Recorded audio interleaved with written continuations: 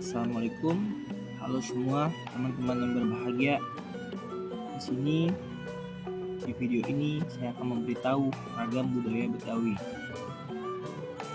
Di sini saya juga mengerjakan sebagai UTS pada matkul Indonesia Kultur, Histori dan Heritage yang diajar oleh Bu Heni Pridia Rukmini Sari SMPar.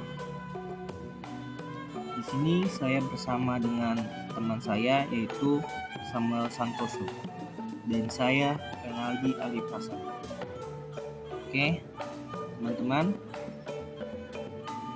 budaya Betawi juga bisa disebut dengan DKI Jakarta.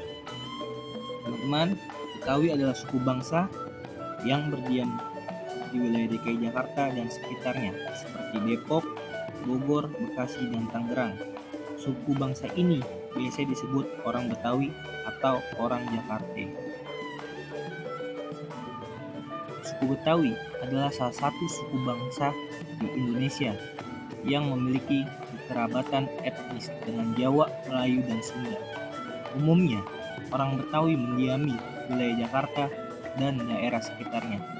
Kemunculan Betawi pertama kali pada abad ke-18 sebagai suatu komunitas dari beberapa etnis yang menetap di Batavia.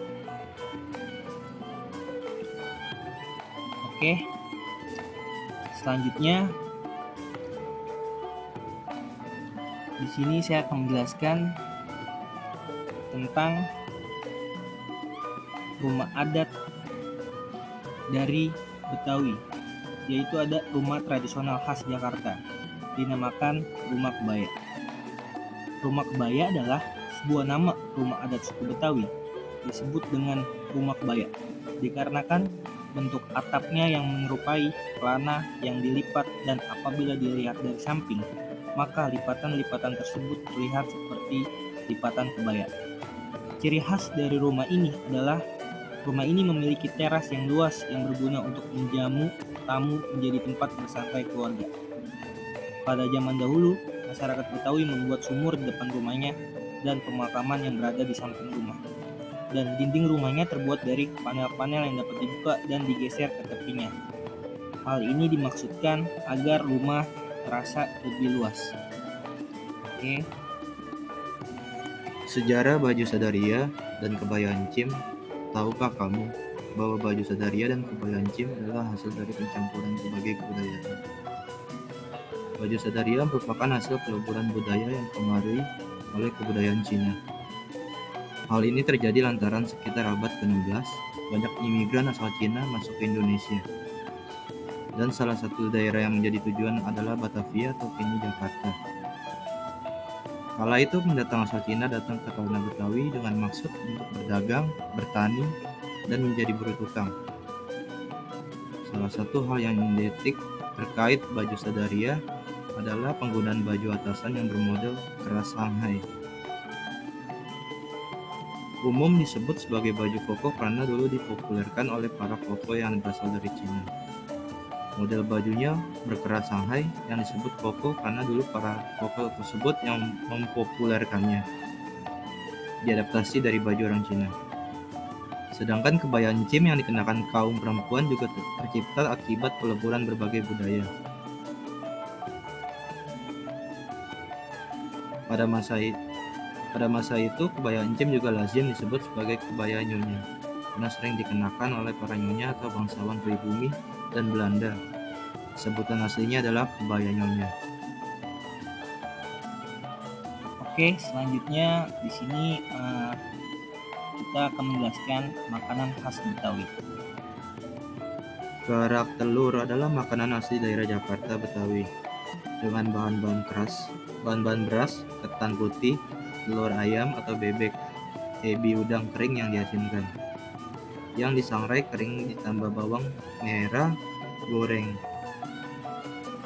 Lalu diberi bumbu yang dihaluskan berupa kelapa sangrai, cabai merah, kencur, jahe, merica butiran, garam, dan gula pasir. Kerak telur dapat ditemukan pada hari biasa. Anda bisa menemukan kerak telur di sekitar kota tua, Jakarta Barat. Menurut sejarah, kerak telur sudah ada dari zaman kolonial Belanda. Kerak telur diciptakan oleh masyarakat Betawi secara tak sengaja pada tahun 1970-an. Roti buaya adalah hidangan Betawi, berupa roti manis berbentuk buaya. Roti buaya senantiasa hadir dalam upacara pernikahan dan kenduri tradisional Betawi. Suku Betawi percaya bahwa buaya hanya kawin sekali dengan pasangannya. Karena itu roti ini dipercaya melambangkan kesetiaan dalam perkawinan. Pada saat pernikahan, roti diletakkan di sisi mempelai perempuan dan para tamu. Kondisi roti ini melambangkan karakter dan sifat mempelai laki-laki. Buaya secara tradisional dianggap bersifat sabar dalam menunggu mangsa. Selain kesetiaan, buaya juga melambangkan kemapanan. Akan tetapi, kini dalam simbolisme budaya modern, makna buaya berubah menjadi hal yang buruk. Misalnya buaya judi, buaya minum, dan buaya darat. Oke, selanjutnya di sini kita akan menjelaskan tentang kesenian khas Betawi. Di sini kesenian khas Betawi kita memberitahu ada ondel-ondel dan tanjidor. Ondel-ondel berupa boneka besar dengan tinggi sekitar 2,5 meter dengan garis tengah kurang lebih 80 cm. Ondel-ondel adalah bentuk pertunjukan seni khas Betawi yang sering ditampilkan dalam pesta rakyat. Tampaknya ondel-ondel memerankan leluhur atau nenek moyang yang senantiasa menjaga anak cucunya atau penduduk suatu desa. Bagian wajah berupa topeng atau kedok dengan rambut kepala dibuat dari ijuk. Wajah ondel laki-laki biasanya dicat dengan warna merah, sedangkan yang perempuan warna putih. Bentuk pertunjukan ini banyak persamaannya dengan yang ada di beberapa daerah lain. Tanjidor. Tanjidor adalah sebuah kesenian Betawi yang berbentuk orkes.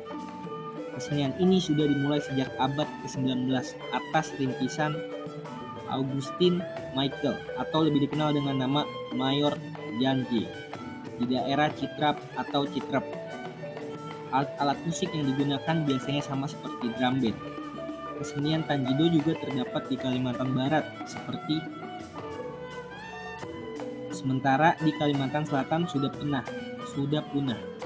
Ada juga fungsi musik Tanjidor untuk daerah setempat, yaitu untuk menghibur, tetapi terkadang bisa juga sebagai acara untuk meramaikan lamaran. Tapi yang melakukan lamaran biasanya orang Betawi. Oke teman-teman, itu penjelasan kita tentang ragam budaya Betawi. Sekian dan terima kasih. Assalamualaikum warahmatullahi wabarakatuh.